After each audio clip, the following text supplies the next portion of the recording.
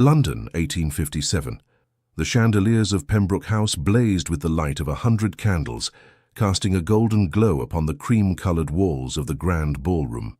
The annual winter charity ball hosted by Lady Pembroke had attracted the cream of London society. Aristocrats with ancient titles mingled with wealthy industrialists and their families, a reluctant acknowledgement of the changing times. Among them stood Valentina Montemayor, 22 years of age, her auburn hair arranged in an elegant coiffure, adorned with pearl pins that complemented her emerald silk gown. She was the daughter of Edmund Montemayor, one of London's most successful merchants, whose shipping company had flourished during the expansion of British trade. Despite her family's considerable wealth, Valentina was keenly aware of the invisible barrier that separated her from the nobility who regarded the nouveaux riches with barely concealed disdain. "You appear utterly transfixed by something, my dear," observed Eleanor Bennet, Valentina's closest friend since their days at Miss Winthrop's Academy for Young Ladies. Or should I say, by someone.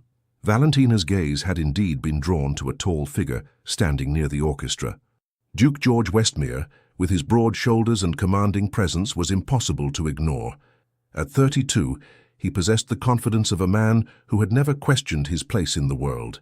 His perfectly tailored evening attire accentuated his imposing frame, and his dark hair was impeccably styled according to current fashion. He was engaged in conversation with several gentlemen, including Lord Blackwood, whose political influence was said to reach the highest echelons of government. "I was merely observing how our esteemed Duke appears to be plotting the fate of the nation, while everyone else attempts to enjoy the evening," Valentina replied, her tone carrying a hint of criticism that made Eleanor's eyes widen. "Valentina, please moderate your remarks," Eleanor whispered urgently. "You know his reputation. They say he ruined the career of a member of Parliament with a single letter to the Times." "And that is precisely what I find so troubling," Valentina said, her voice low but intense. "The power these men wield without accountability. Did you read about the situation at the Westmere coal mines? The workers live in squalor while the Duke appears at gatherings such as this, draped in wealth extracted from their labor." Eleanor glanced nervously around them. "Your father would be mortified if he heard you speaking this way. He has worked tirelessly to secure your position in society." Valentina sighed, knowing her friend was right. Her father had indeed built their fortune through decades of shrewd business acumen, and her mother had spent years cultivating the social connections necessary for the Montemayors to be accepted in London's elite circles. Yet Valentina could not silence the voice inside her that questioned the rigid hierarchies and injustices she observed. Her thoughts were interrupted by the approach of Charlotte Pembroke, the daughter of their hostess. "Valentina, Eleanor, you must come quickly. Lady Hale is about to announce the beneficiaries of tonight's charity collection." The three young women made their way through the crowd to where a small platform had been erected for announcements. Lady Pembroke stood there alongside Lady Hale, the formidable widow who chaired the Ladies' Benevolent Society. Behind them stood several gentlemen, including Duke Westmere, whose presence on the platform suggested his involvement in the charitable endeavor. Lady Hale stepped forward, her voice carrying across the now hushed ballroom. "Distinguished guests, we are pleased to announce that tonight's generosity will benefit the East London Orphanage and Hospital Fund." Polite applause rippled through the assembly. "Furthermore," Lady Hale continued, "we are deeply grateful to His Grace the Duke of Westmere, who has graciously agreed to match the evening's contributions from his personal accounts." This announcement drew more enthusiastic applause, and Valentina noticed the approving nods directed toward the Duke. She observed his expression, not one of compassion or genuine concern, but the calculated smile of a man aware of the social capital his gesture would accrue. The Duke stepped forward to say a few words. "It is our duty to provide for those less fortunate, particularly the children who represent England's future. The East London Orphanage ensures these children receive proper Christian education and training for useful occupations, rather than falling into idleness and vice." Something in his tone, the condescension, the suggestion that poverty was somehow a moral failing, ignited a spark of indignation within Valentina. Before she could check herself, she found her voice rising above the murmurs of agreement. "And what of the children in your coal-mining towns, Your Grace? Do they not deserve the same concern?" A shocked silence fell over the ballroom. Eleanor clutched Valentina's arm in horror, but it was too late. The Duke's penetrating gaze had already found her in the crowd, his steel-grey eyes narrowing as he identified the source of the interruption. "I beg your pardon, miss." His voice was controlled, but the edge in it was unmistakable. "Montemayor, Valentina Montemayor." She stood her ground, ignoring the scandalized whispers erupting around her. "Reports indicate that children as young as 6 labor in your mines in Northumberland. Perhaps charity might begin within your own dominion." The Duke's jaw tightened visibly. "Miss Montemayor, I was unaware that the daughters of merchants had become authorities on estate management. Perhaps your father should devote more attention to your education in appropriate feminine accomplishments, rather than allowing you to read inflammatory pamphlets." The insult was delivered with such cutting precision that several ladies gasped. Valentina felt her cheeks burn, but she refused to wilt under his gaze. "I assure you, Your Grace, my education has been quite thorough enough to recognize hypocrisy when confronted with it." The tension in the room was palpable. Lady Pembroke stepped forward hastily, attempting to diffuse the situation. "Let us proceed to the dining room. The feast awaits our enjoyment." As the uncomfortable crowd began to disperse, the Duke descended from the platform and approached Valentina directly. The guests parted before him like the Red Sea. Eleanor had already been pulled away by her alarmed mother, leaving Valentina to face the Duke's wrath alone. He stopped before her, close enough that she could detect the faint scent of sandalwood and tobacco that clung to his evening clothes. When he spoke, his voice was low enough that only she could hear. "Miss Montemayor, your behavior this evening confirms what many have long suspected about the nouveau riche. Money, it seems, cannot purchase manners or wisdom.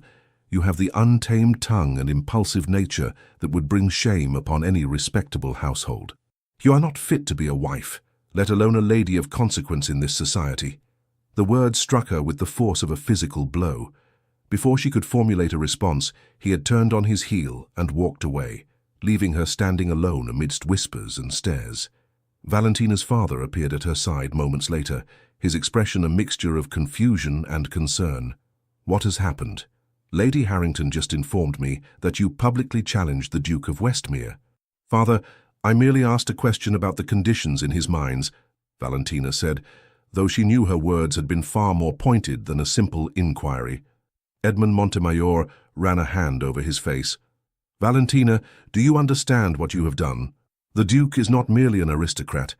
He has the ear of ministers and influence in Parliament. Our shipping contracts could be affected, so we are to remain silent about injustice for the sake of business?" she asked, the hurt evident in her voice. Her father sighed deeply. "The world operates according to certain rules, my dear. I had hoped you would learn to navigate them, not challenge them so brazenly." He offered his arm. "Come, we must make our apologies to Lady Pembroke and depart before further damage is done." As they made their way toward their hostess, Valentina caught sight of the Duke once more. He was engaged in conversation with Lord Blackwood and another gentleman she recognized as Sir William Clark, a prominent banker. Their eyes met briefly across the room, and the contempt in his gaze was unmistakable. Little did she know that this confrontation would set in motion events that would irrevocably alter both their lives, binding their fates together in ways neither could possibly imagine. The consequences of Valentina's confrontation with the Duke were swift and far-reaching. Within a week, invitations that had previously flowed freely to the Montemayor household dwindled to a trickle. Doors that had once been open began to close, as rumor spread that the Duke of Westmere had been gravely offended. "I understand Lady Harrington has struck your name from the guest list for her spring garden party," said Eleanor during a quiet visit to the Montemayor home. She sat across from Valentina in the morning room, her expression sympathetic but tinged with apprehension. "Mother says it would be unwise to openly associate with you at present, though she allowed me this visit as we have been friends for so long." Valentina set down her teacup with careful precision. "Then I am to be ostracized for speaking an uncomfortable truth." Eleanor leaned forward, lowering her voice despite the fact that they were alone. "It is not merely that, Valentina. There are rumors that the Duke has made inquiries about your father's business dealings." A chill ran through Valentina. She had feared her impulsive words might have consequences for her family, but to hear it confirmed was distressing. What sort of inquiries? "I know not the details," Eleanor replied, "only that Sir William Clark was overheard mentioning a review of loans extended to shipping enterprises. Your father's name was specifically mentioned." Valentina felt the blood drain from her face. Her father had recently invested heavily in 2 new vessels, expenditures that required substantial financial backing. If that support were to be withdrawn, her contemplation was interrupted by the arrival of the butler. "Miss Montemayor, your father requests your presence in his study immediately." Excusing herself from Eleanor's company, Valentina made her way to her father's sanctuary, a handsomely appointed room lined with leather-bound books and maritime maps. Edmund Montemayor sat behind his mahogany desk, a letter in his hand and a grave expression on his face. "Close the door, Valentina," he said quietly. She did as instructed, then stood before him, hands clasped at her waist. "You wish to see me, father?" "I have received word from Barclays Bank," he began, his voice unnaturally calm. "They are calling in a portion of our loans, effective immediately. Furthermore, they have declined to finance the completion of the Aurora." The Aurora was to be the flagship of their fleet, a modern vessel designed for speed and capacity that would have secured the Montemayor Shipping Company's position for years to come. "But why would they—" Valentina stopped mid-sentence, the realization dawning on her with sickening clarity. "The Duke," her father nodded slowly. "It would appear that our confrontation with His Grace has had financial repercussions. Sir William Clark sits on the bank's board of directors and is a close associate of Westmere." "Father, I'm so terribly sorry," Valentina whispered, guilt washing over her. "I never intended—" Edmund raised a hand to halt her apology. "The responsibility is not yours alone. I have perhaps been too indulgent, allowing you freedoms of expression that society does not readily permit women of your station." He sighed heavily. "However, what's done cannot be undone. We must now focus on salvaging what we can. What will you do?" "I have arranged a meeting with Mr. James Harrison of Harrison & Sons Manufacturing. They have expressed interest in a partnership that could provide the necessary capital, though the terms are not as favorable as I would wish." Valentina recognized the name.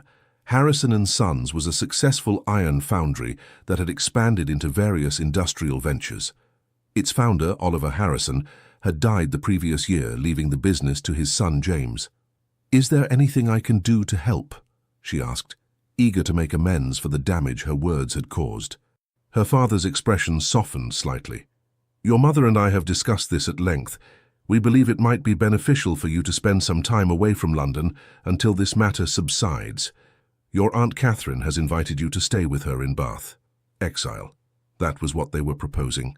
A gentle banishment until her scandal was forgotten." Valentina felt a protest rising to her lips, but swallowed it. She had caused enough difficulty for her family already. "I understand," she said quietly. "When am I to leave?" "At the end of the week. The arrangements have already been made." 3 days later, as Valentina supervised the packing of her trunks, a visitor was announced. To her surprise, it was James Harrison himself who was shown into the drawing room. He was not what she had expected. Rather than the dour industrialist she had imagined, James Harrison was a man of perhaps 35 years, tall and broad-shouldered, with intelligent hazel eyes and light brown hair. His attire was fashionable, but not ostentatious, and he carried himself with the confidence of a man comfortable in his own skin. "Miss Montemayor," he said, bowing slightly. "I apologize for calling without proper introduction, but I hope to speak with you before your departure for Bath." Valentina indicated that he should take a seat. "You are acquainted with my travel plans, Mr. Harrison?" "Your father mentioned them when we discussed our business arrangements yesterday," he explained, settling into an armchair. "I must confess, your name was already familiar to me before that meeting." "Oh?" Valentina raised an eyebrow, suspecting another reference to her confrontation with the Duke. Harrison smiled, a genuine expression that reached his eyes. "Indeed. I was in attendance at Lady Pembroke's ball, though we were not formally introduced. I witnessed your exchange with the Duke of Westmere." Valentina felt her cheeks warm with embarrassment. "It seems I have become notorious." "I would use the word courageous, Miss Montemayor," Harrison replied, surprising her. "Few would dare question a man of Westmere's standing, particularly on a matter so close to his financial interests." She studied him carefully. "You do not share the general opinion that I was impudent and improper." On the contrary, I found your observations about the mining conditions quite astute. My own company has implemented significant improvements in our foundries after reports of similar concerns. He leaned forward slightly. Which is why I wish to speak with you directly. I don't understand. Harrison's expression grew more serious. Your father's financial predicament. It is no coincidence that it follows your confrontation with the Duke. Westmere has a reputation for eliminating perceived threats, typically through economic means. And you know this how? Because my late father found himself in a similar position 3 years ago when he opposed the Duke's attempt to monopolize railway contracts in the north. Harrison's voice carried a hint of old anger. The difference is that we were financially secure enough to weather the storm.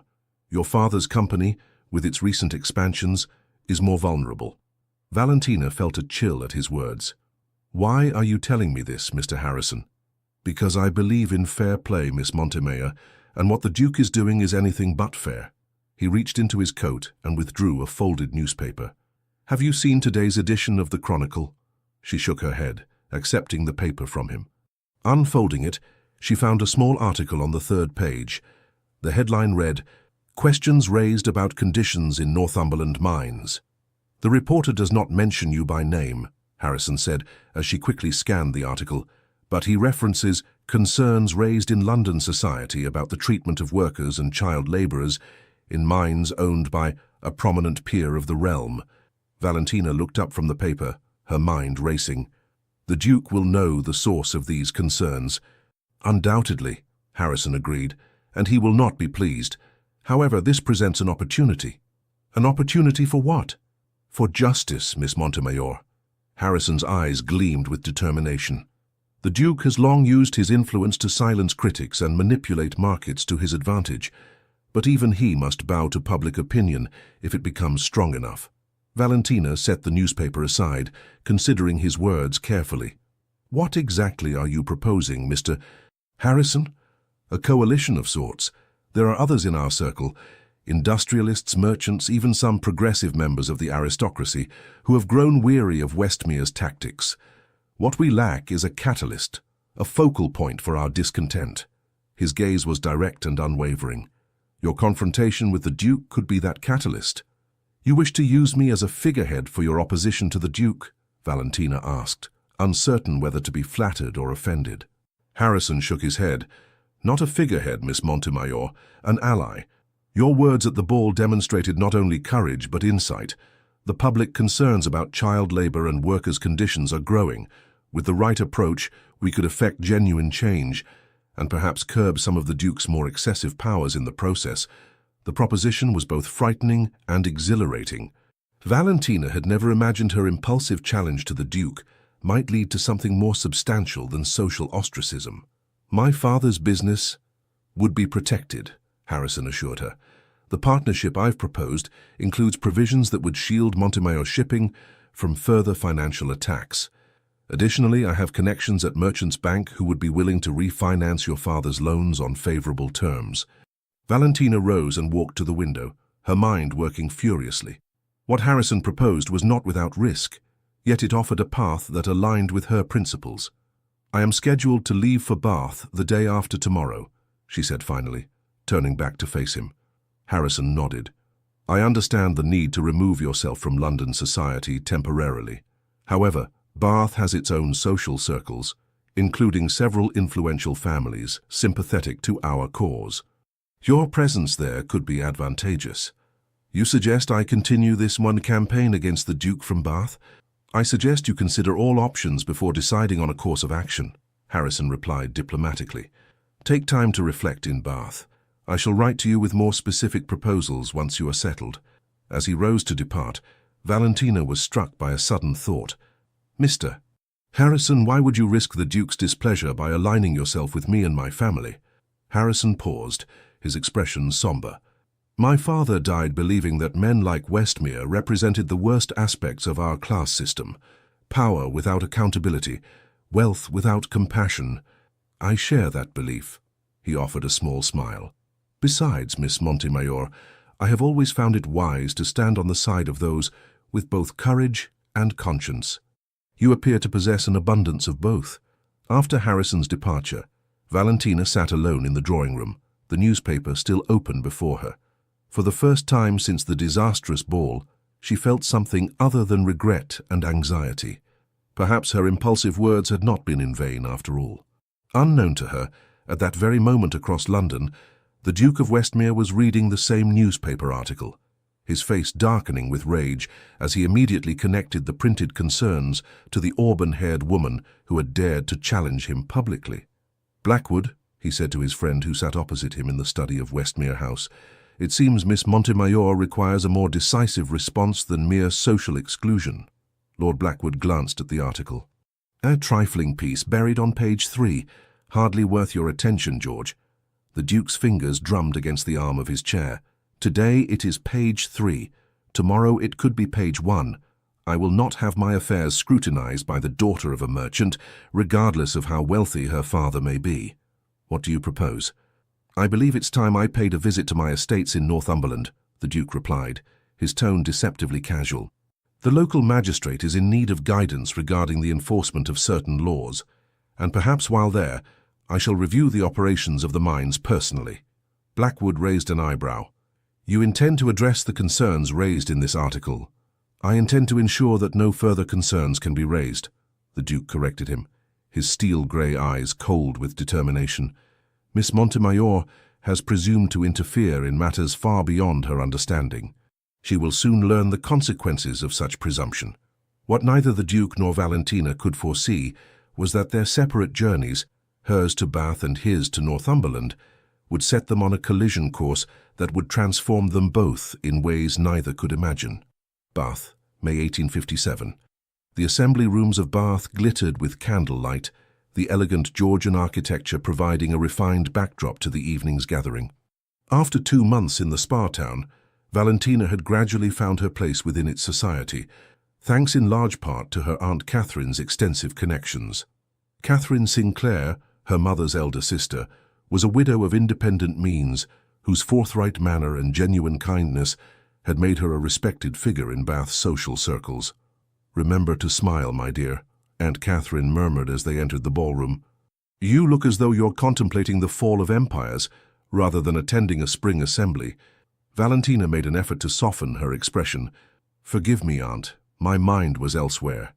"Dwelling on that letter from Mr. Harrison again, I presume?" Catherine's perceptive gaze missed nothing. "You've read it so many times I fear the paper will disintegrate." The letter in question had arrived a week earlier, containing news that had both disturbed and intrigued Valentina. According to Harrison's sources, the Duke of Westmere had indeed visited his Northumberland estates shortly after the newspaper article appeared. Rather than addressing the concerns about child labor, however, he had apparently dismissed several workers who were suspected of speaking to journalists, replacing the mine overseer with a man known for his harsh discipline. "His actions only confirm the truth of my accusations," Valentina had told her aunt after sharing the contents of the letter. "He seeks to silence criticism rather than remedy injustice." Catherine had listened thoughtfully before responding. "Perhaps. Or perhaps you have glimpsed only one facet of a complex situation. The Duke's responsibilities extend beyond a single mine or a handful of workers. His decisions affect thousands who depend upon his estates for their livelihood." "You defend him?" Valentina had asked, surprised. "I counsel perspective," her aunt had corrected. "I have lived long enough to know that few men are entirely villains or heroes. Even the most seemingly callous actions may stem from motives we cannot fully comprehend." These words returned to Valentina now as she surveyed the assembly room. Bath society was less rigid than London's, with a greater mix of landed gentry, professional men, and prosperous merchants. Here her family's background raised fewer eyebrows, and the scandal of her confrontation with the Duke was distant enough to be more intriguing than damning. "Miss Montemayor," a familiar voice greeted her, drawing her from her thoughts. "You appear in excellent spirits this evening." Dr. Edward Blackwell stood before her, his kind face brightened by a genuine smile. He was a physician of good reputation who had studied in Edinburgh and returned to establish a practice in his native Bath. At 40, he was unmarried, but not, as local gossip assured her, for lack of opportunities. His devotion to his patients and his progressive views on medical care had made him a frequent visitor to Catherine Sinclair's home, where Valentina had come to value his thoughtful conversation. "Dr. Blackwell," she acknowledged with a small curtsy. "I am well, thank you. And you? Not too exhausted from your rounds to enjoy the evening's entertainment?" "I find good company rejuvenating," he replied, then turned to include Catherine in his greeting. "Mrs. Sinclair, you look most elegant tonight." As they exchanged pleasantries, Valentina noticed a stir at the entrance to the ballroom. Heads turned and whispers rippled through the assembly. Following the direction of the collective gaze, she felt her heart stutter in her chest. Duke George Westmere stood in the doorway, his commanding presence causing a momentary hush before the buzz of conversation resumed at a higher pitch. He was accompanied by a striking woman whom Valentina recognized as Lady Caroline Ravenswood, a wealthy widow whose family connections were impeccable. The Duke's attendance at a Bath assembly was unexpected enough to cause a sensation.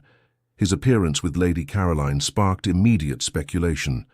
"Well," murmured Aunt Catherine, "this is a surprise. His Grace rarely graces Bath with his presence, particularly during the London season." Dr. Blackwell nodded thoughtfully. "I understand he owns property in the vicinity, Briarwood Abbey, if I'm not mistaken. Perhaps he is conducting business in the area."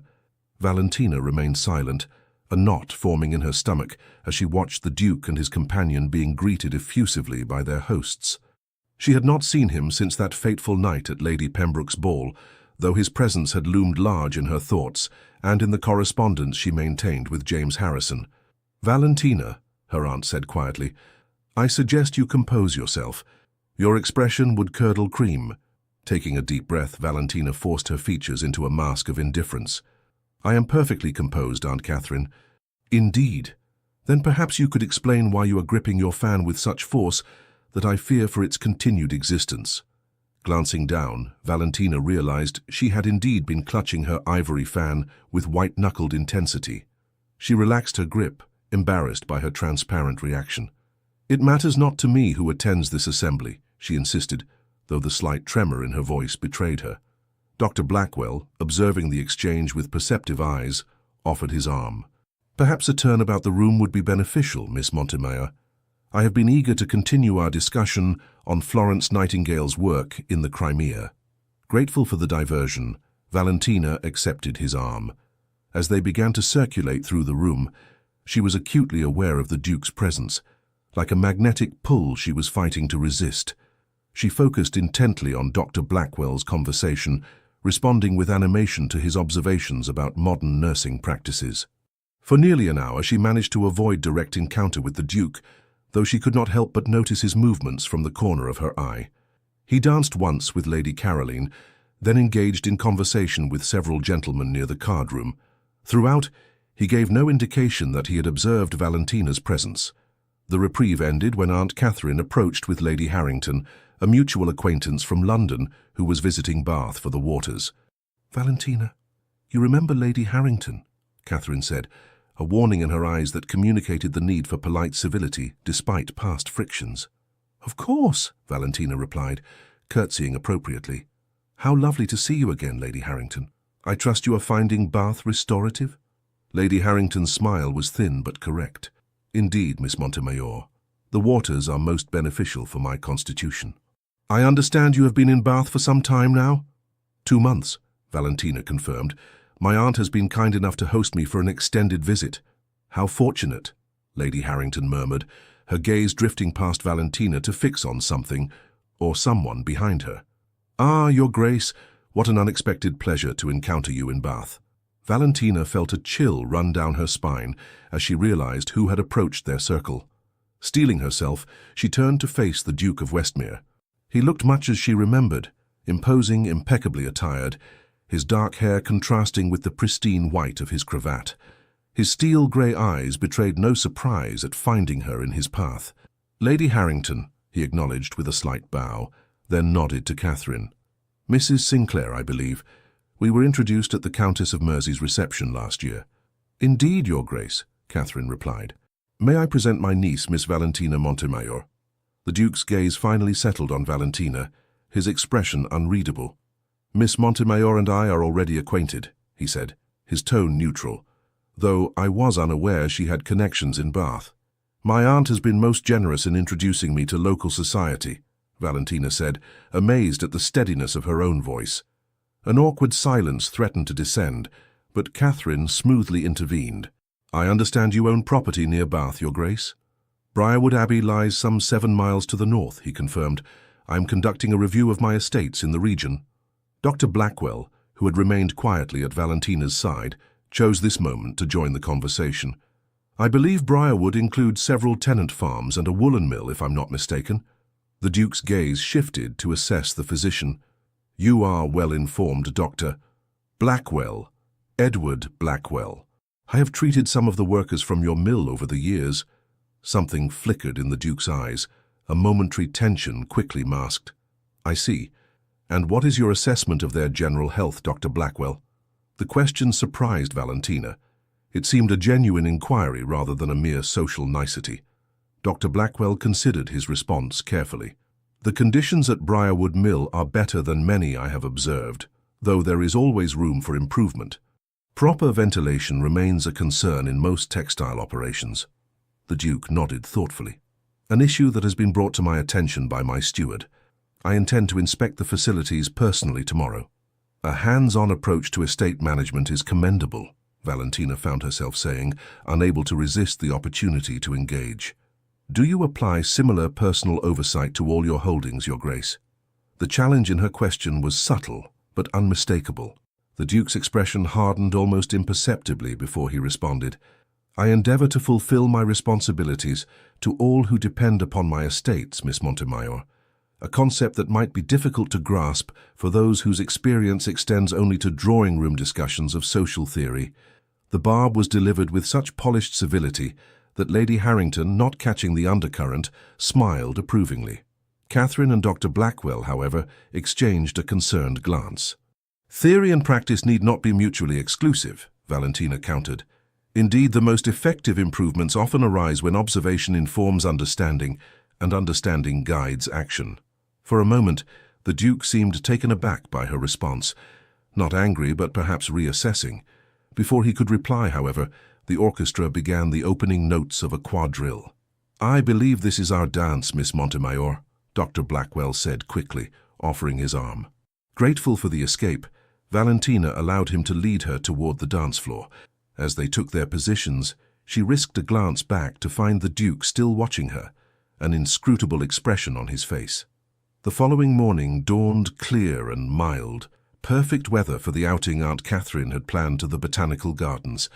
Valentina, however, found herself restless and distracted as they walked among the carefully tended beds of exotic plants. Your body may be present, my dear, but your mind is clearly elsewhere, Catherine observed after Valentina failed to respond to a question about the ornamental fountain they were passing.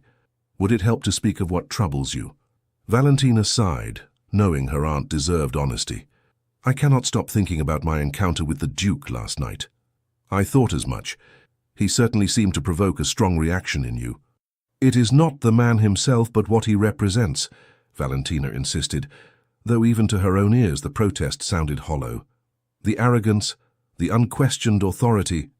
And yet, Catherine interrupted gently, he mentioned a personal inspection of his mill to address the very concerns Dr. Blackwell raised. That hardly suggests a man indifferent to the welfare of those in his employ. Valentina frowned, having wrestled with the same contradiction since the previous evening. One gesture does not redeem years of negligence. Perhaps not, her aunt agreed, but it might indicate a capacity for growth and change, qualities worth acknowledging even in those we have cast as villains in our personal narratives. Before Valentina could respond, they were hailed by a familiar voice. Dr. Blackwell approached along the garden path, his expression animated. Mrs. Sinclair, Miss Montemayor, how fortuitous to encounter you here. I have just come from a most interesting morning. Do tell, Dr. Blackwell, Catherine encouraged, indicating that he should join their stroll. I received an unexpected summons at dawn, he explained. A messenger from Briarwood Abbey requesting my presence at the woolen mill on a matter of some urgency. Valentina's interest was immediately piqued. The Duke's mill? What was the emergency? Not an emergency as such, but rather a consultation. It seems His Grace was conducting his promised inspection and wished for a medical opinion on certain conditions he observed.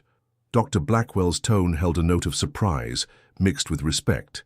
I must confess, I was skeptical of his motives initially, but the Duke appeared genuinely concerned about the dust levels in the carding room and their effect on the workers' lungs.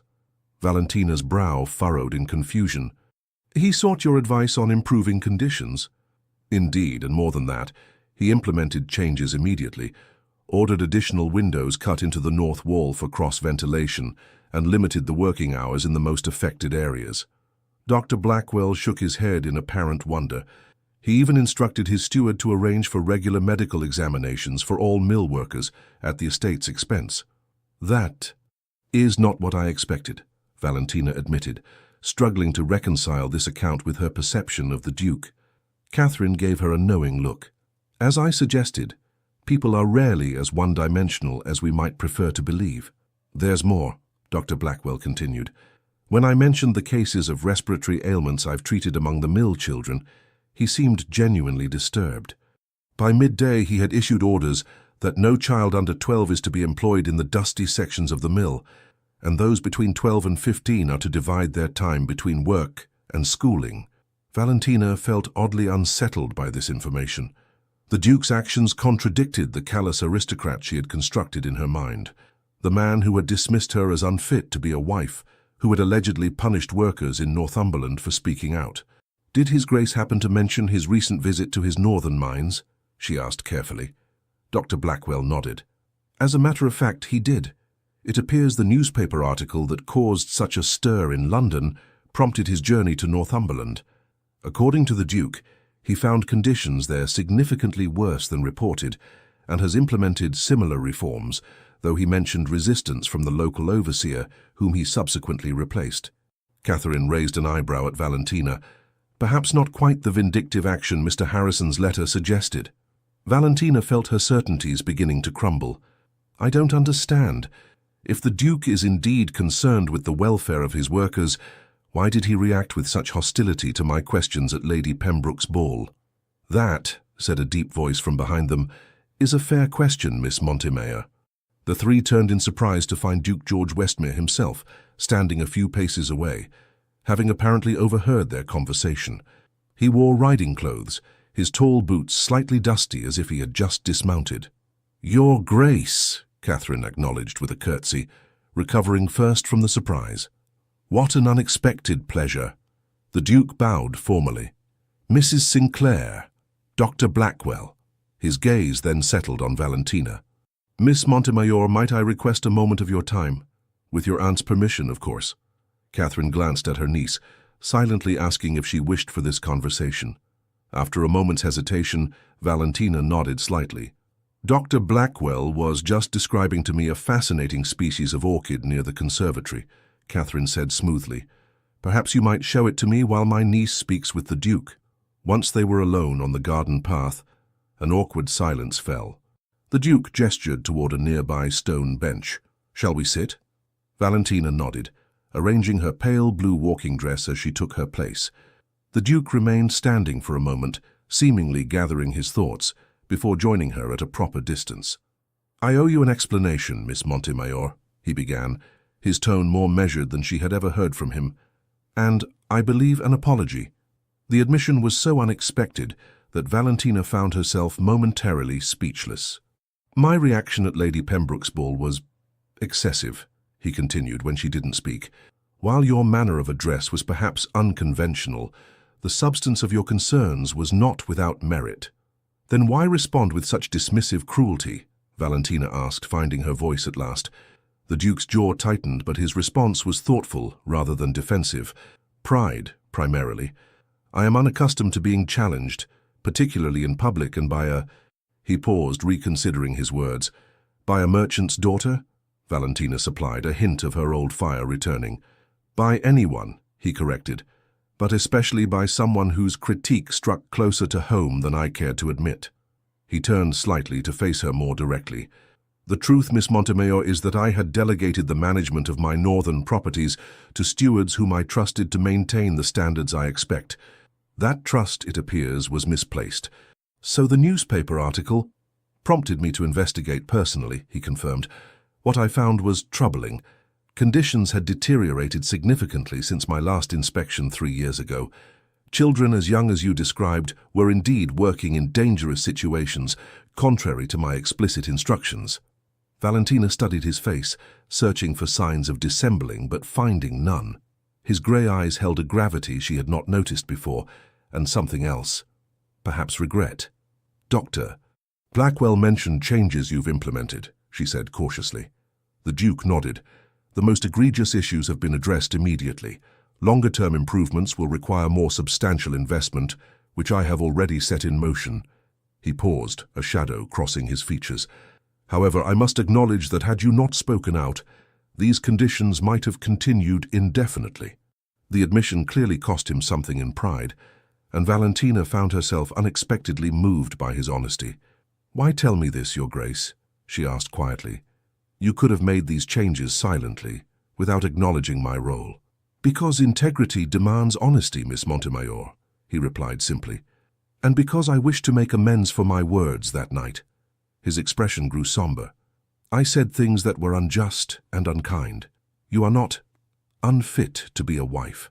On the contrary, your concern for others and your courage in expressing that concern are qualities that any man of sense would value."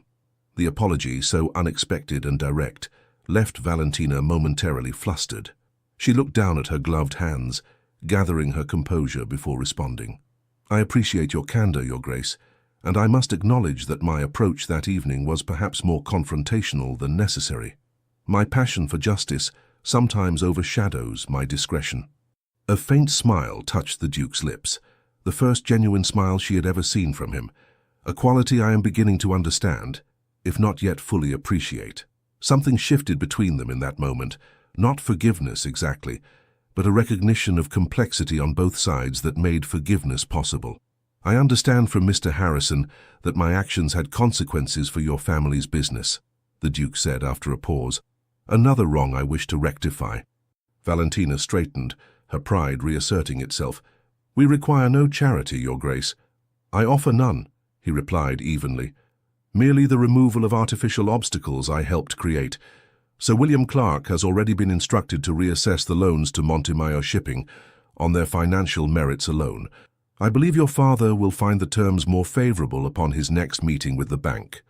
Before Valentina could formulate a response, a commotion near the garden entrance caught their attention. A rider had arrived in some haste and was now speaking urgently to a groundskeeper while pointing in their direction. The Duke rose, instantly alert. Something is amiss. The messenger, spotting them, hurried down the path and came to an abrupt halt before the Duke, touching his cap in hasty respect. "Your Grace, urgent news from Briarwood Mill. There's been an accident, a fire in the east wing. Mr. Patterson sent me to find you immediately." The Duke's face paled. "Casualties?" "Several injured, Your Grace. The fire is contained, but the medical help is insufficient." Without hesitation, the Duke turned to Valentina. "Please convey my apologies to your aunt. I must return to the mill at once." "Wait," Valentina said, rising quickly. "Dr. Blackwell is here in the gardens. His assistance would surely be valuable." "Indeed," the Duke agreed. "If you would be so kind as to locate him while I secure transportation." "I'll do more than that," Valentina said with sudden determination. "My aunt's carriage can transport Dr. Blackwell and any medical supplies he needs, and I have some experience with nursing from my volunteer work at St. Thomas's Hospital in London." The Duke looked as if he might object, then reconsidered. "Your assistance would be most welcome, provided your aunt consents. The situation may be distressing." "I am not easily distressed when there is work to be done," Valentina assured him, already gathering her skirts to move more quickly. "I shall find Dr. Blackwell and my aunt immediately." The journey to Briarwood Mill was tense and swift. Dr. Blackwell had quickly assembled what medical supplies were available, while Aunt Catherine, after a moment's concern, had not only given her permission but insisted on accompanying them, citing her own experience managing household accidents on her late husband's estate. The scene that greeted them upon arrival was one of controlled chaos. The fire had been extinguished, but smoke still hung in the air as workers and village volunteers moved about with purpose, carrying buckets of water and tending to the injured who had been brought outside to the mill yard. Dr. Blackwell immediately took charge of the medical situation, directing the establishment of a treatment area under the shelter of a large oak tree. Valentina set to work alongside him, cleaning and bandaging burns, while Catherine organized the female mill workers to prepare bandages and boil water for sterilizing instruments. The Duke, meanwhile, moved through the scene with an authority that seemed to calm rather than intimidate. He spoke with the mill manager, the fire brigade, and the injured workers in turn, his manner direct but compassionate. As the afternoon wore on, Valentina found herself working in unexpected harmony with the Duke. When supplies ran short, he dispatched riders to fetch more from the abbey. When families arrived seeking news of their loved ones, he personally ensured they received accurate information and assistance.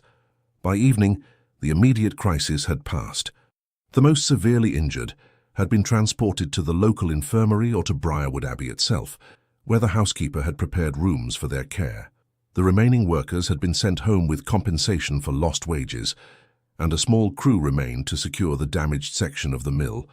Exhausted but satisfied with their efforts, Valentina stood at the edge of the mill yard, watching as the sunset cast a golden glow over the scene of the day's emergency. She had removed her outer jacket hours before, and her simple dress was smudged with soot and small bloodstains, her hair falling loose from its pins after hours of exertion. "You are remarkably capable in a crisis, Miss Montemayor." She turned to find the Duke approaching, his own appearance similarly disheveled.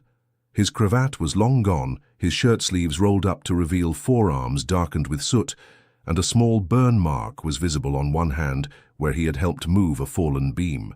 "As are you, Your Grace," she replied honestly. "I confess I did not expect to see a Duke personally assisting injured workers. Did you imagine I would stand aside in fine clothing, issuing orders from a safe distance?" There was no anger in his question, only genuine curiosity. Valentina considered her answer carefully, perhaps once, but no longer. He nodded, accepting her response. "People are often more than the positions they occupy, Miss Montemayor. A lesson I find myself learning with increasing frequency in your presence." The simple honesty of his statement touched her more deeply than any formal compliment might have. For the first time, she looked at him not as the Duke of Westmere, embodiment of aristocratic privilege, but as George, a man with responsibilities he took seriously and the capacity to learn and grow. "Dr. Blackwell says all the injured should recover," she said, turning back to the mill, "though some will carry scars. As will the memory of this community," the Duke replied soberly. "But we rebuild and learn from tragedy.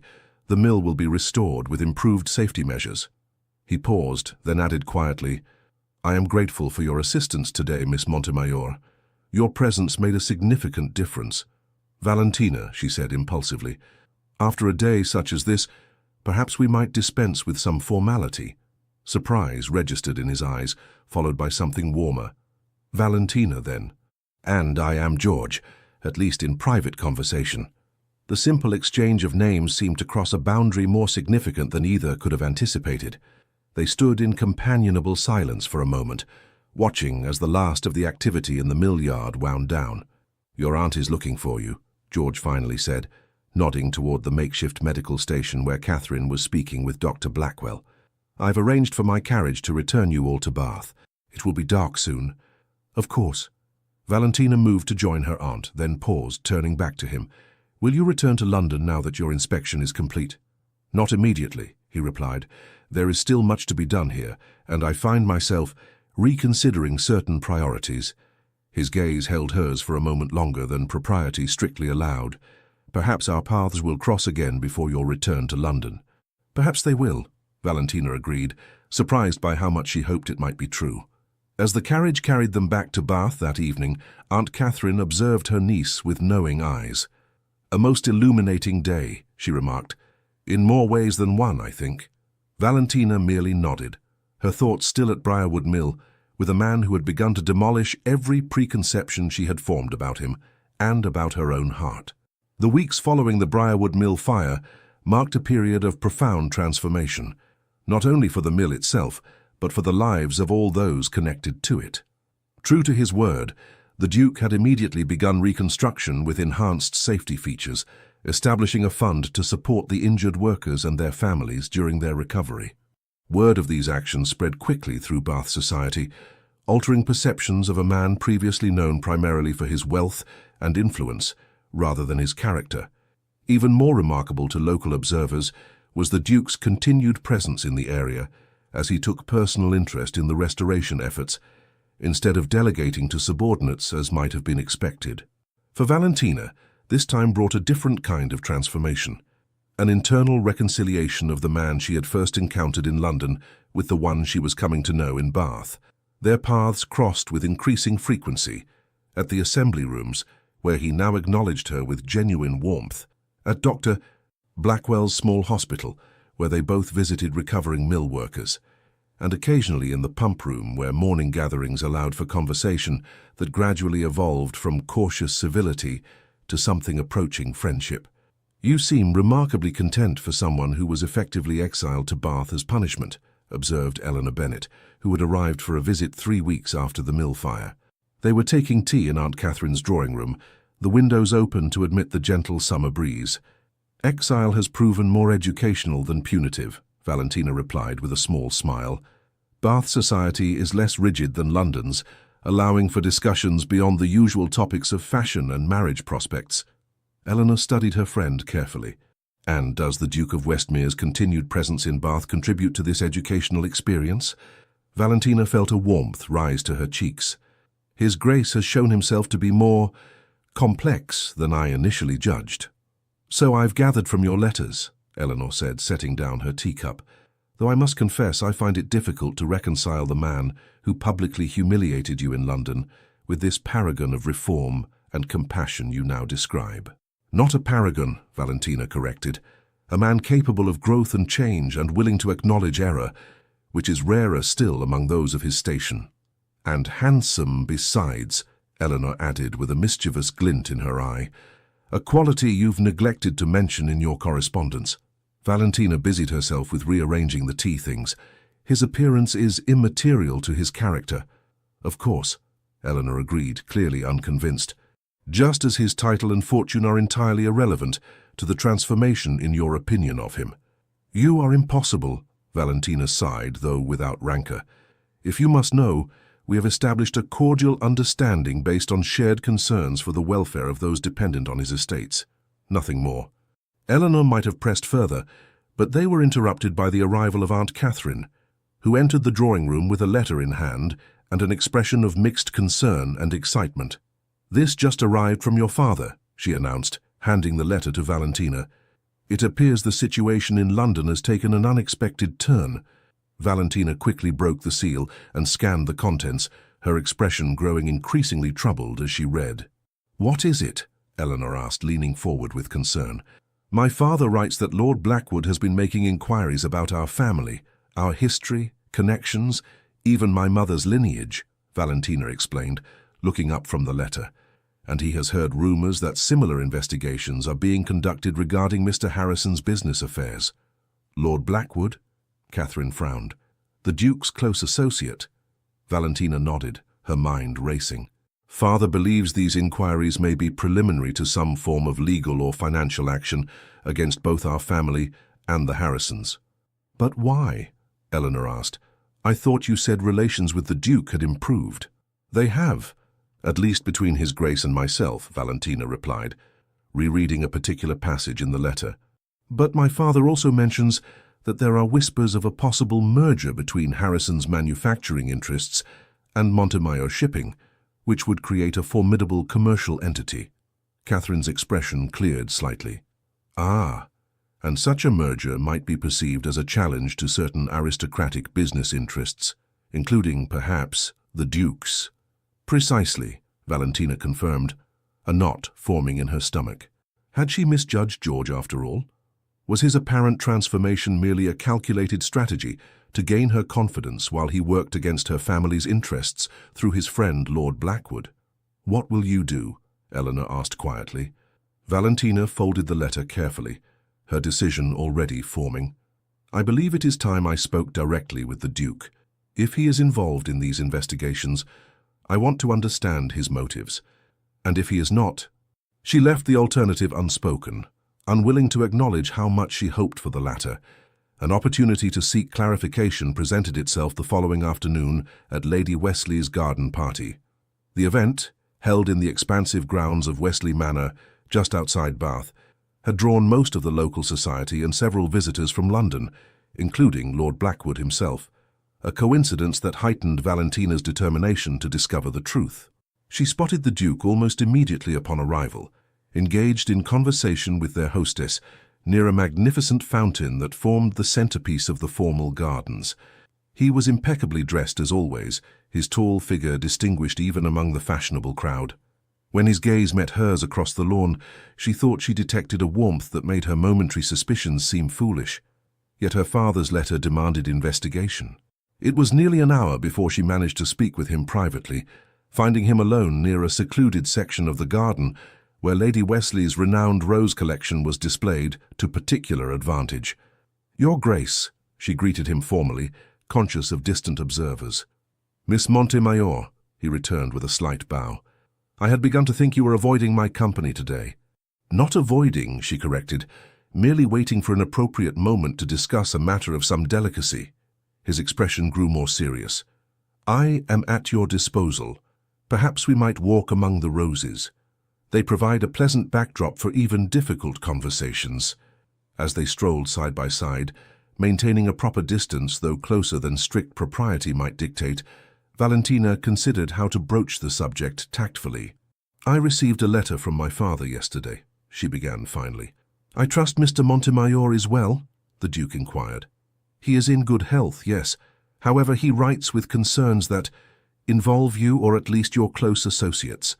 She glanced at him, gauging his reaction. "Specifically, Lord Blackwood has been making inquiries into our family history and connections." The Duke's step faltered slightly, surprise evident in his features. "Blackwood? You're certain?" "My father's information comes from reliable sources," Valentina confirmed. "Similar investigations are apparently being conducted regarding the Harrison family and their business affairs." They had stopped walking now, standing amidst blooming roses, whose sweet fragrance seemed at odds with the tension of their conversation. "I know nothing of these inquiries," the Duke said after a moment, his tone grave, "and I certainly did not authorize them." Valentina studied his face, searching for signs of deception, but finding only what appeared to be genuine concern, and perhaps a hint of anger. "Then why would Lord Blackwood take such actions?" she pressed. "He is known to be your closest friend and advisor." The Duke's jaw tightened. "Blackwood acts in what he perceives to be my interests, sometimes without consultation. But in this matter, he operates entirely without my knowledge or approval." He turned to face her more directly. "Miss Montemayor Valentina, you must believe that whatever understanding we have reached these past weeks has been genuine on my part. I would not engage in such duplicity." The earnestness in his voice and the use of her given name in such a public setting, however discreet, convinced her of his sincerity more than any formal protestation might have. "I believe you," she said quietly. "But that leaves the question of Lord Blackwood's motives and what he intends to do with the information he gathers." The Duke's expression darkened. "A question I intend to resolve immediately." He glanced across the garden to where Lord Blackwood stood in conversation with Sir William Clarke. "Blackwood is here today. With your permission, I will confront him directly and put an end to these investigations." "Would it not be more prudent to observe his actions first?" Valentina suggested. "A confrontation might alert him to our awareness without revealing his true purpose." The Duke considered her words, visibly tempering his initial impulse. "A reasonable approach," he conceded, "though patience has never been my particular virtue." "So I have observed," Valentina replied with the hint of a smile. His answering smile transformed his features, softening the aristocratic reserve that had once seemed so forbidding to her. "You have observed much about me, it seems." "As you have about me," she countered gently. A moment of understanding passed between them, an acknowledgement of how far they had travelled from their hostile first encounter. "We should rejoin the gathering," the Duke said finally, offering his arm in a gesture that would be noted by any observant members of the party. "But this evening, I will make inquiries of my own regarding Blackwood's activities. You have my word that I will discover his intentions and ensure no harm comes to your family's interests." Valentina hesitated only briefly before placing her hand lightly on his arm. "Thank you, Your Grace." "George," he reminded her quietly, "at least between us." "George," she amended, the name feeling both foreign and strangely natural on her lips. As they emerged from the rose garden together, Valentina was acutely aware of the curious glances directed their way. Among the most intent observers was Lord Blackwood himself, whose expression registered first surprise, then calculation as he watched their approach. "Westmere," he greeted the Duke with practiced cordiality before turning to Valentina. "Miss Montemayor, what an unexpected pleasure to see you in Bath." "Lord Blackwood," Valentina acknowledged with a proper curtsy, betraying nothing of her suspicions. "I have been enjoying an extended stay with my aunt, Mrs. Sinclair." "Indeed?" Blackwood's smile did not reach his eyes. "And how does your father fare? I understand Montemayor Shipping has been navigating some challenging financial waters of late." The deliberate reference to her family's business difficulties confirmed Valentina's concerns about Blackwood's involvement. Before she could formulate a suitably non-committal response, the Duke intervened. "Montemayor Shipping's prospects have improved considerably," he stated with a pointed look at his friend. "In fact, I recently suggested to Sir William that the bank reconsider certain loan terms that seemed unnecessarily restrictive." Blackwood's surprise was evident, though quickly masked. "How magnanimous of you, considering past differences." "I have found that first impressions are not always reliable," the Duke replied smoothly, his hand moving to cover Valentina's where it rested on his arm, a gesture whose significance would be lost on no one present. "Miss Montemayor has helped me recognize the value of reconsidering fixed opinions." The implication hung in the air between them, causing a ripple of whispers among nearby guests. Lord Blackwood's expression hardened momentarily before he recovered his social mask. "How commendable," he murmured. "If you'll excuse me, I believe Lady Wesley requires my attention." As Blackwood withdrew, Valentina turned to the Duke with wide eyes. "That was rather public," she said quietly. "Deliberately so," he confirmed. "Blackwood understands displays of alliance. By publicly associating myself with your family's interests, I have sent a clear message that any action against Montemayor Shipping would be interpreted as an action against me personally." "A strategic gesture, then," Valentina said, trying to ignore the irrational disappointment that his actions might have been merely tactical. The Duke's grey eyes held hers with unexpected intensity. "Strategic, yes, but not merely so." He hesitated, then added in a lower voice, "Nothing in my conduct toward you these past weeks has been mere strategy, Valentina." The sincerity in his tone sent a warmth through her that had nothing to do with the summer afternoon. Before she could respond, however, they were joined by Aunt Catherine and Dr. Blackwell, effectively ending the private moment. As the garden party continued, Valentina found herself watching the subtle currents of power and influence flowing through the gathering. Lord Blackwood moved from group to group, his manner affable, but his eyes calculating. Several times she caught him observing her interactions with the Duke, his expression increasingly troubled. By the time the event concluded in early evening, Valentina had formed a clearer understanding of the situation. Whatever Lord Blackwood's investigations had been intended to accomplish, the Duke's public display of favour toward her had disrupted those plans. Yet she sensed this was merely a temporary setback rather than a complete resolution. Her suspicions were confirmed the following morning when a letter arrived from James Harrison, delivered by private courier rather than the regular post. The contents were alarming enough that Valentina immediately sought her aunt's counsel. "Mr. Harrison writes that Lord Blackwood has approached several of his key investors, suggesting that an alliance with Montemayor Shipping would be viewed unfavourably by certain influential circles," she explained, pacing the morning room in agitation. "Two have already withdrawn their support for the partnership." Catherine frowned, considering the implications. "Despite the Duke's apparent intervention yesterday, it seems Lord Blackwood is proceeding with his campaign against your family's interests." "But why?" Valentina demanded, frustration evident in her voice. "If the Duke truly opposes these actions, why would his closest friend persist in them?" "Perhaps," Catherine suggested carefully, "because Lord Blackwood believes he is protecting the Duke from a more personal threat than mere business competition." Valentina stilled her pacing. "What do you mean?" My dear, you cannot be unaware of how your interactions with the Duke have been interpreted by society, her aunt said gently. The attention he has shown you, particularly yesterday at Lady Wesley's, it has sparked considerable speculation. Speculation that I might have designs on his title and fortune, Valentina concluded, a bitter edge to her voice. Precisely the narrative Lord Blackwood would be motivated to prevent, Catherine confirmed. Particularly if he believes the Duke's judgment has been compromised by personal sentiment. The implication was clear, though Valentina scarcely dared acknowledge it even to herself. Could George's feelings toward her have evolved so dramatically? And if so, was Lord Blackwood's interference motivated by a desire to protect his friend from what he perceived as an unsuitable attachment? I must speak with the Duke, she decided, moving toward the writing desk. A note requesting an urgent meeting. She was interrupted by the arrival of the butler, who announced with some surprise, His Grace, the Duke of Westmere, is requesting an immediate audience, madam. Catherine raised an eyebrow at this breach of morning calling etiquette. Show him into the drawing-room, Phillips. We shall join him directly. The Duke was standing by the window when they entered, his posture tense and his expression grave. He bowed formally to Catherine before addressing Valentina. Forgive the impropriety of this early call, he said without preamble, but matters have developed that require immediate discussion. We have just received concerning news ourselves, Valentina replied, gesturing to Harrison's letter which she still held. It seems Lord Blackwood has moved against Mr. Harrison's investors, despite your intervention yesterday.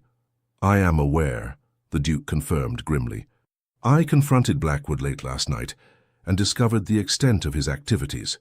What you may not know is that he has also been circulating certain insinuations about your family's background, specifically questioning your mother's lineage and suggesting that your father's wealth derives from questionable sources. Valentina felt as though she had been struck. That is outrageous.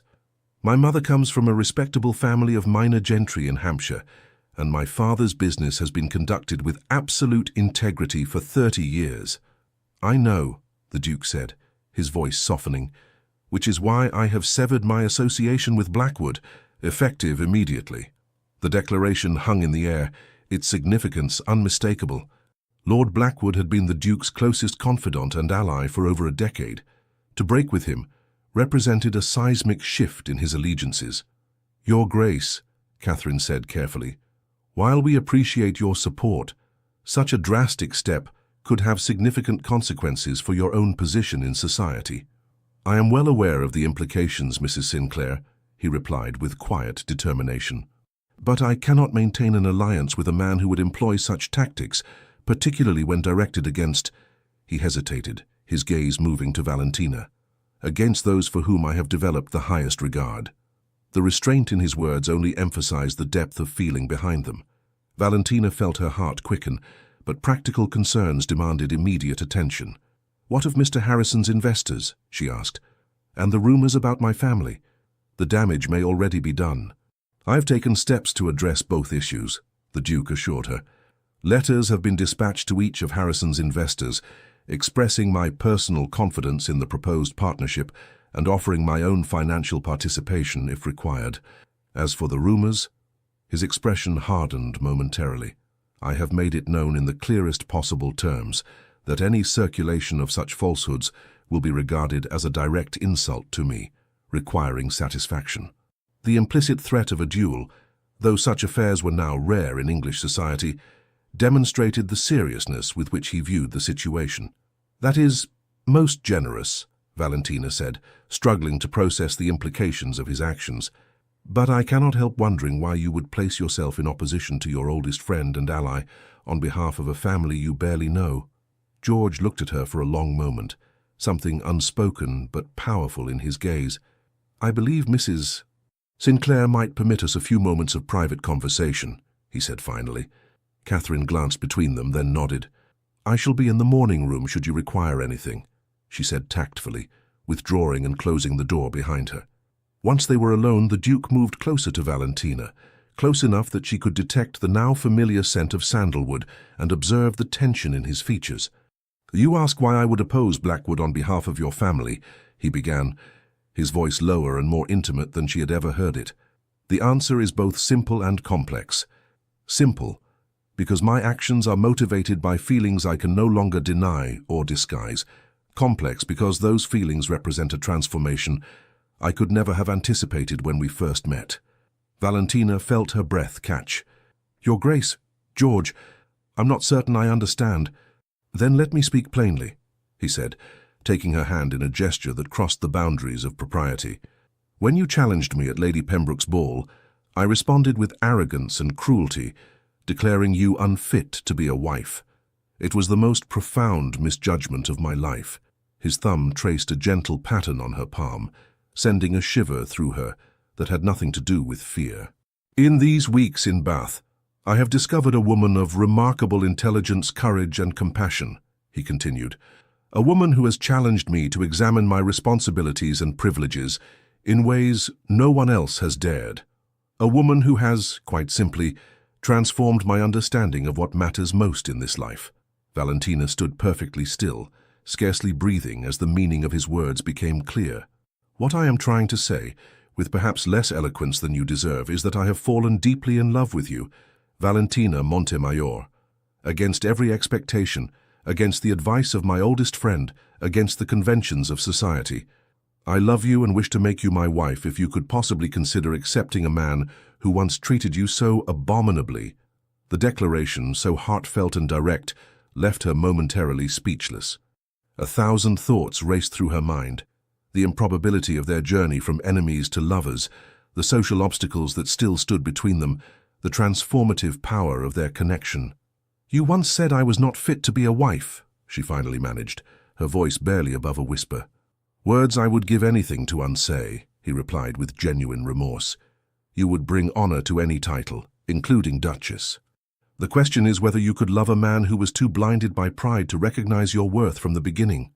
Valentina looked into his eyes and saw vulnerability beneath the aristocratic composure, a fear of rejection that humanized him completely. I believe, she said carefully, that we have both undergone transformations these past months. When we first met, I saw only the Duke, a symbol of privilege and power disconnected from the lives of ordinary people.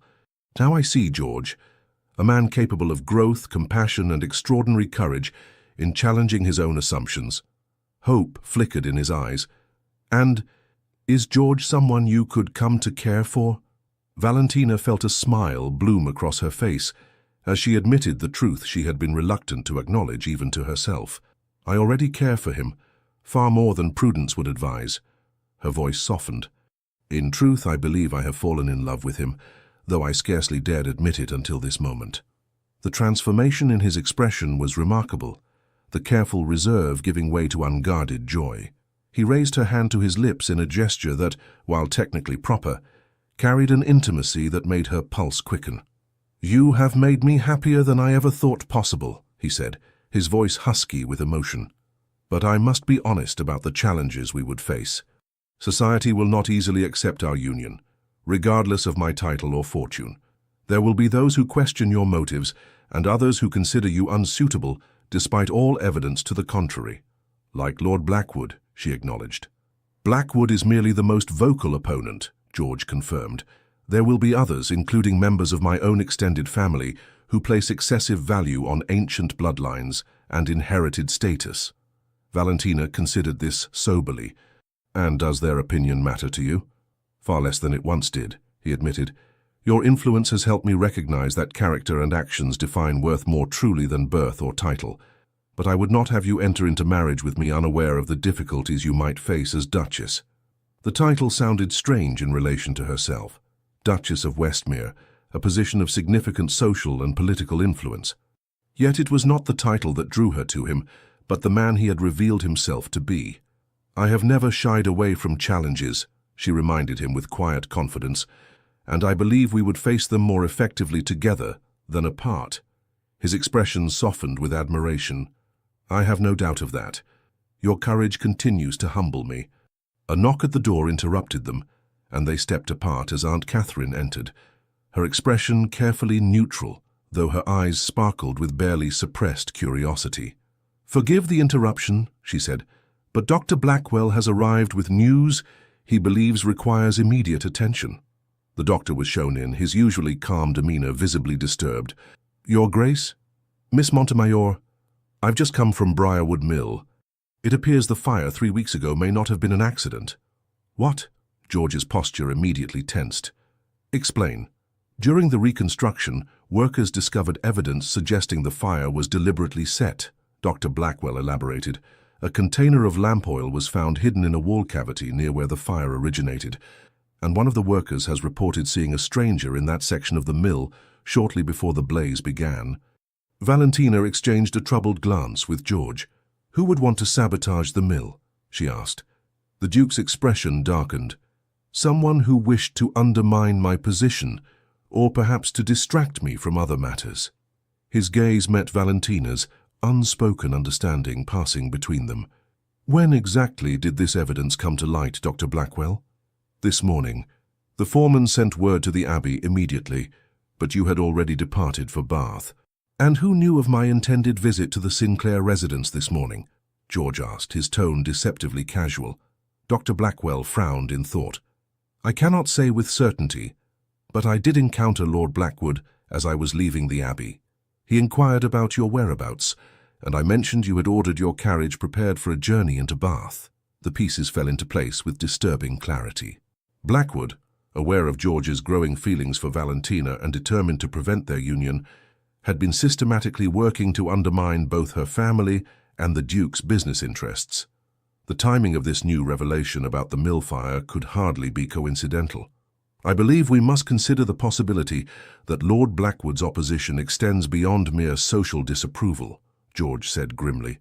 If he is indeed connected to the mill fire, he has crossed into far more dangerous territory. But what proof do we have? Catherine asked practically. Suspicion is not evidence, and Lord Blackwood's position in society makes him a formidable opponent. The truth often leaves traces for those who know where to look, George replied, his mind clearly working through the problem. Dr. Blackwell, I would ask you to return to the mill and ensure all physical evidence is preserved. Mrs. Sinclair, might I impose upon your hospitality for a while longer? I believe Miss Montemayor and I have important matters to discuss regarding both our personal future and this troubling development. Of course, Catherine agreed. I shall arrange for refreshments in the library where you might speak more privately.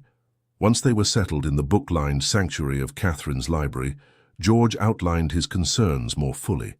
I have known Blackwood for 15 years, he began, and while I have always recognized his ambition and occasional ruthlessness in political matters, I never imagined he would resort to such methods. Yet the evidence increasingly suggests his involvement in a coordinated campaign against your family, and more recently, against my own interests. But why would he risk so much? Valentina asked, troubled by the implications. Surely he must realize that such actions, if discovered, would destroy his own position. George considered the question carefully. I believe his motives are complex. There is, of course, his genuine conviction that an alliance between us would undermine my social and political standing, but there may be more practical concerns as well. He paused, frowning. Shortly before we encountered each other in Bath, I had begun discussing with Blackwood the possibility of investing significant capital in railway development in the north, projects that would compete directly with some of his own financial interests. And my father's partnership with Harrison would potentially strengthen those competing interests, Valentina realized, especially if you were to add your support as you mentioned yesterday. Precisely, George confirmed. What began as social disapproval may have evolved into a calculated effort to protect his financial position by driving a wedge between us and undermining both your family's business and my own industrial ventures. The scope of Blackwood's possible betrayal was staggering.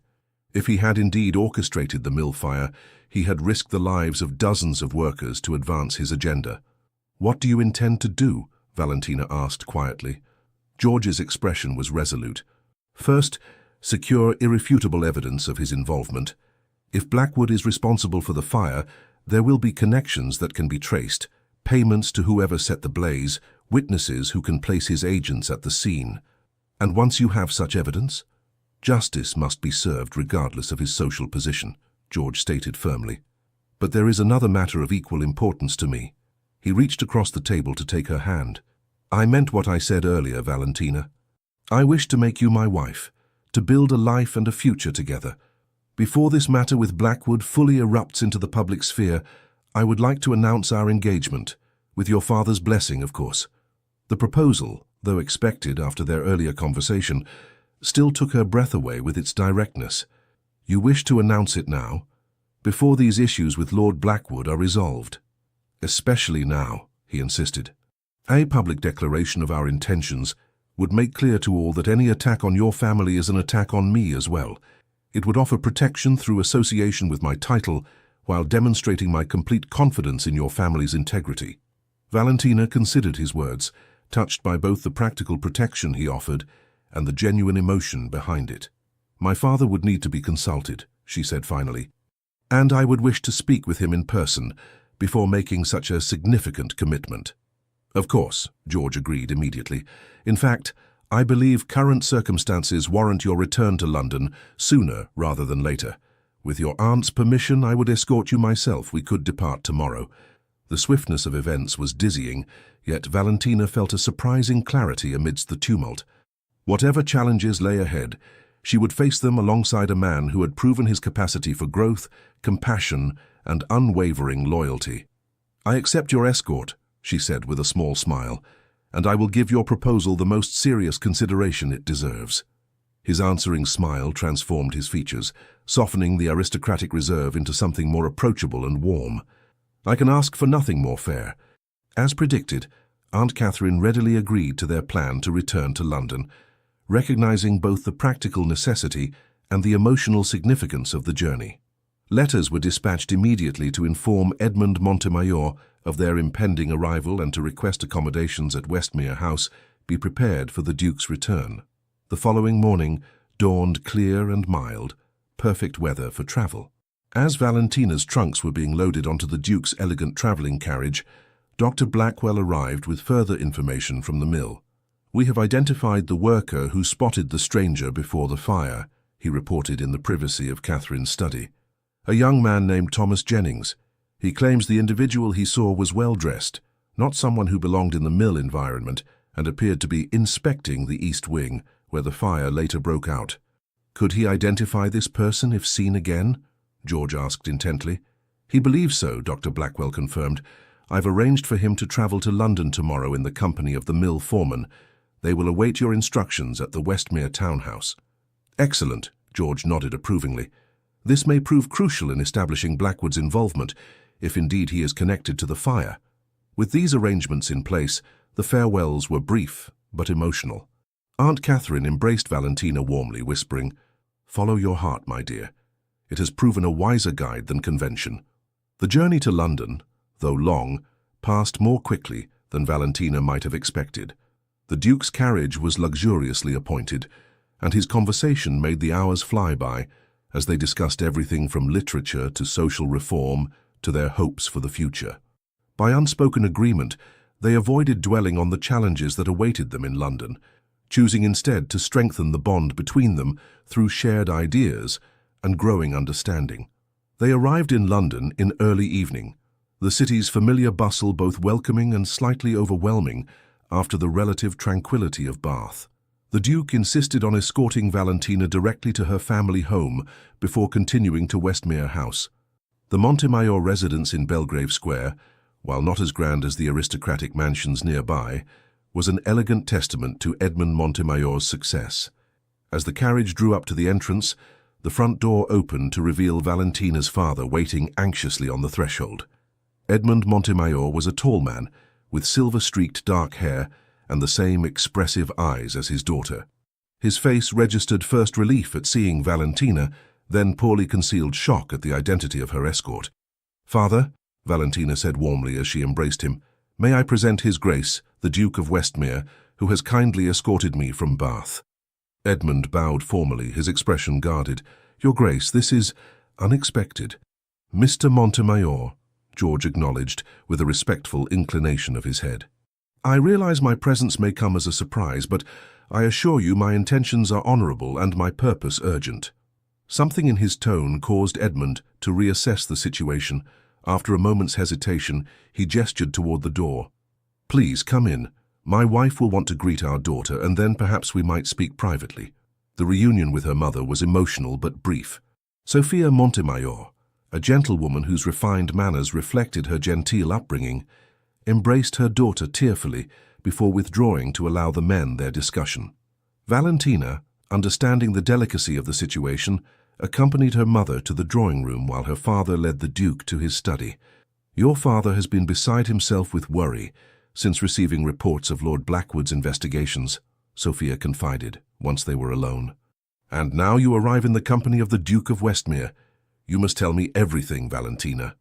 "It's a rather long story, Mother," Valentina replied with a small smile.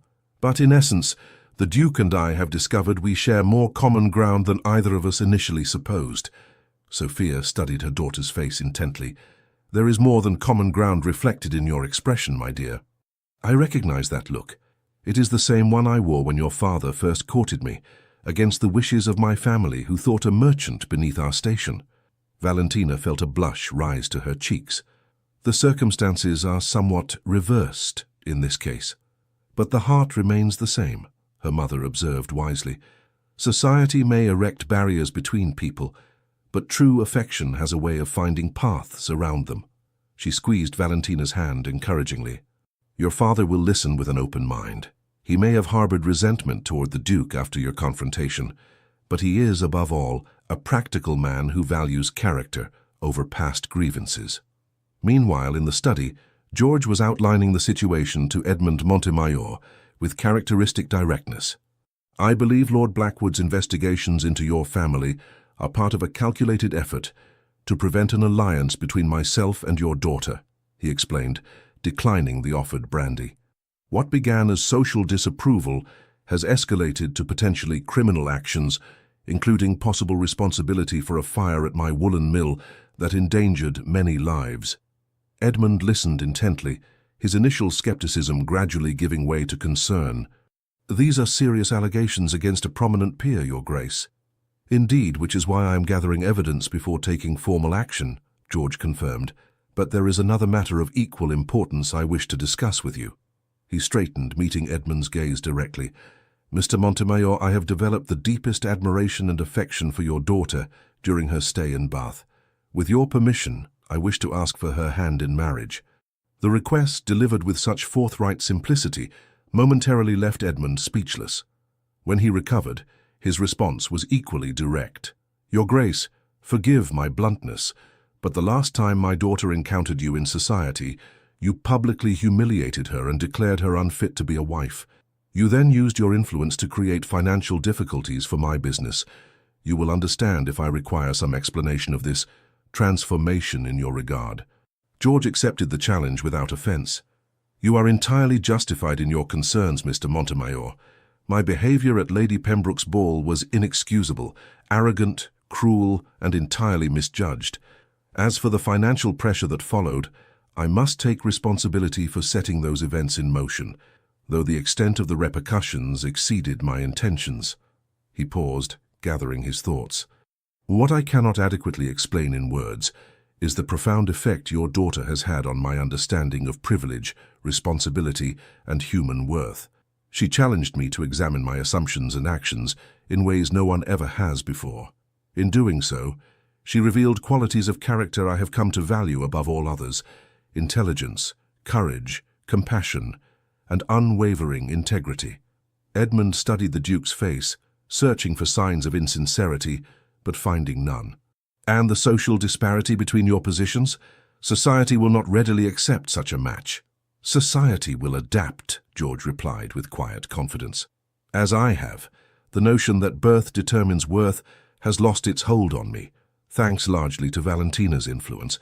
I would rather face social disapproval with her at my side than enjoy universal acceptance without her." The simple honesty of this declaration clearly affected Edmund. After a long moment, he asked, "Does my daughter return your feelings?" "She has indicated that she does, though she wished to speak with you before giving her final answer," George said. "I would not press her for a commitment without your blessing." Edmund nodded slowly, his expression softening. "Valentina has always possessed uncommonly good judgment, despite her occasional impulsiveness. If she has come to care for you as you claim to care for her, I would be a poor father indeed to stand in the way of her happiness." He extended his hand. "You have my conditional blessing, Your Grace, conditional upon my daughter's freely given consent." George accepted the offered hand with evident relief. "I could ask for nothing more fair, Mr. Montemayor." When Valentina was summoned to the study shortly thereafter, she found the two men in unexpectedly amicable conversation. Her father's expression was thoughtful, but not disapproving, while George's contained a barely suppressed elation that made her heart quicken. "Valentina," Edmund began once she was seated, "His Grace has shared with me the events of the past weeks, including the situation with Lord Blackwood and his personal feelings toward you." He paused, studying his daughter's face. "Before I offer any definitive response to his request for your hand, I must know if these feelings are reciprocated." Valentina felt the weight of the moment, the culmination of a journey that had begun with hostility and transformed into something profound and unexpected. Looking from her father to George, she answered with simple honesty, "They are, Father. What began as opposition has evolved into the deepest affection and respect. I love him, not for his title or position, but for the man he has proven himself to be." Edmund nodded, as if her answer confirmed something he had already suspected. "Then you have my blessing, though I caution you both that the path ahead may not be easy." "The worthiest paths rarely are," George replied, his gaze fixed on Valentina, with an intensity that made the rest of the world seem to fade away. With her father's blessing secured, George formally proposed that evening in the Montemayor drawing room, kneeling before Valentina in the traditional manner despite her protests that such formality was unnecessary between them. "Valentina Montemayor," he said, taking her hand in his, "you have transformed my understanding of what matters most in this life. Would you do me the honor of becoming my wife, allowing me the privilege of walking beside you through whatever challenges and joys the future may hold?" "Yes," she replied simply, her voice steady despite the emotions threatening to overwhelm her. "With all my heart, yes." The kiss that sealed their engagement was brief but tender, a promise of deeper intimacy to come, witnessed only by the portraits of Montemayor ancestors who seemed to gaze down with bemused approval at this unexpected turn of events. The days that followed were a whirlwind of activity. Announcements were prepared for the Times and other publications, while George and Edmund collaborated on strategies to counter Lord Blackwood's campaign against both families. James Harrison was summoned to London, bringing with him documentation of the investors who had withdrawn support following Blackwood's interventions. Most significantly, the mill worker Thomas Jennings arrived with the foreman, bringing with him a detailed description of the stranger he had observed before the fire. When shown a series of portraits under the guise of identifying possible mill patrons, Jennings unhesitatingly selected an image of Lord Blackwood's private secretary, a man known to execute his employer's more delicate commissions. This evidence, combined with financial records showing unusual payments from Blackwood's accounts to individuals connected with the mill fire, created a compelling case. Rather than pursuing immediate legal action, however, George opted for a more strategic approach. "A public scandal would damage many beyond Blackwood himself," he explained to Valentina, as they walked in the gardens of Westmere House the day before their engagement was to be announced, including innocent family members and political associates who were unaware of his actions. "What do you propose instead?" she asked, appreciating his consideration of wider consequences. "A private confrontation with irrefutable evidence presented and a choice offered," George replied. "Blackwood can either withdraw permanently from London society, perhaps to his estates in Scotland or to the continent, or face public exposure and potential criminal charges for his role in the mill fire." Valentina considered this approach. "You believe he would accept such terms?" "Blackwood values his reputation and freedom above all else," George confirmed. "Given the evidence we've assembled, I believe he will choose the path that preserves both, even at the cost of his position in London." The confrontation occurred that evening in George's study at Westmere House, with only Edmund Montemayor present as witness. Lord Blackwood arrived confident and slightly condescending, clearly expecting some form of reconciliation following their recent estrangement. His demeanor changed dramatically as George methodically presented the evidence connecting him to both the financial machinations against the Montemayors and the Briarwood Mill fire. By the time George outlined the terms of his offer, immediate and permanent departure from London versus public exposure and prosecution, Blackwood's face had drained of color. "You would do this?" he asked finally, his voice barely audible. "Destroy a 15-year friendship and ally over a merchant's daughter?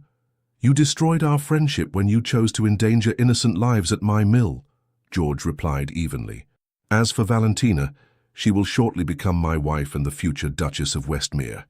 Any disrespect toward her or her family will be regarded as a direct insult to me, an insult I will not tolerate from you or anyone else."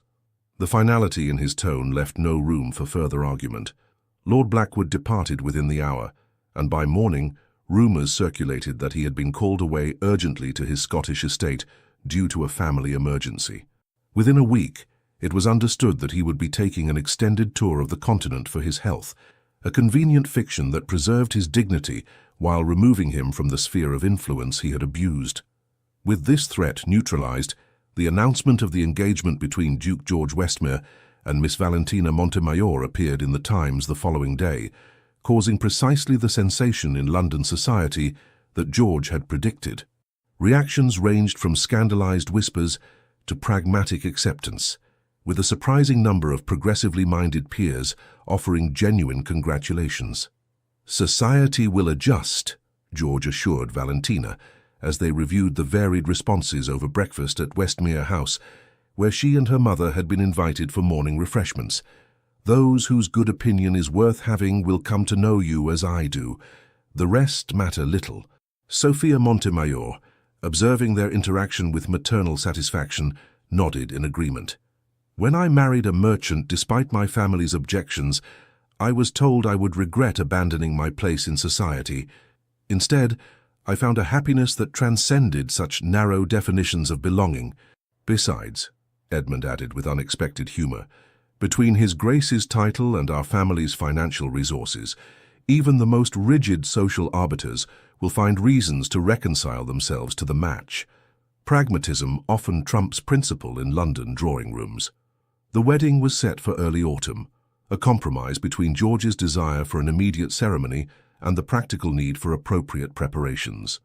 In the intervening months, Valentina divided her time between wedding arrangements and more substantive matters close to her heart. With George's full support, she established a foundation to improve conditions for workers across his various estates, beginning with the implementation of education programs for children previously employed in mines and mills.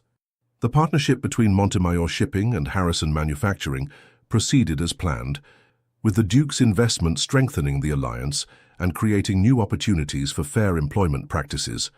On the day of their wedding, St. George's Hanover Square was filled with an eclectic mixture of aristocracy, gentry and prosperous merchants, a visible representation of the bridges their union had begun to build between traditionally separate social spheres. As Valentina walked down the aisle on her father's arm, she caught sight of George waiting at the altar, his expression one of undisguised joy and pride. When the moment came to exchange vows, the Duke departed from tradition by raising her hand to his lips before all assembled, the public acknowledgement of respect and devotion that completed their journey from adversaries to partners. "I take thee, Valentina, to be my wedded wife," he said, his voice carrying clearly through the hushed church, "to honor and cherish all the days of my life, as equal in worth and wisdom, different in perspective, but united in purpose." The personalized addition to the traditional vows brought tears to Valentina's eyes as she responded in kind, promising to walk beside him as partner and equal in the life they would build together. As they emerged from the church into the autumn sunshine, George paused at the top of the steps, taking both her hands in his and raising them to his lips in a gesture reminiscent of their first tentative connection in the garden at Bath. "From unfit to be a wife to Duchess of Westmere," he murmured for her ears alone, his eyes alight with love and gentle humor. "Perhaps we should both be more cautious about hasty judgments in the future." Valentina laughed, the sound bright with happiness. "Or perhaps we should remember that transformation is always possible, even for the most unlikely of hearts." As they descended the steps to begin their new life together, neither could have predicted the full extent of the transformations their union would inspire, not only in their own lives but in the society they would help reshape through their example of love that transcended the artificial boundaries of class and convention. The end Dear listener, there are moments in life when we're made to feel we're not enough, not noble enough, not young enough, not quiet enough, not proper enough. But this story reminds us that our true worth lies not in titles or appearances, but in the courage to speak up, to stand tall and to stay true to our convictions. Even when the world turns its back, like Valentina, many of us have been misunderstood or dismissed.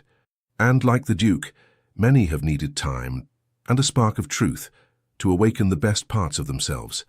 So tonight, if your heart feels heavy, if your days have been long, please remember, you are seen, you are worthy, and it is never too late for redemption, for change, or for love. Even the coldest seasons end. Even the most guarded hearts can learn to kneel and kiss the hand of the one they once rejected. Sleep peacefully, knowing that everything you've lived through has shaped a soul full of dignity, strength, and beauty. With warmth and gratitude, Legends of the Fall team. Thank you so much for staying with us until the end. If this story touched your heart, please consider liking, commenting, sharing, and subscribing to our channel. Your support helps us stay motivated to keep telling stories filled with love, redemption, and unforgettable twists. And remember, at the end of this video, you'll see another suggested story from our channel. Click on it and get ready to be surprised, moved, and inspired once again.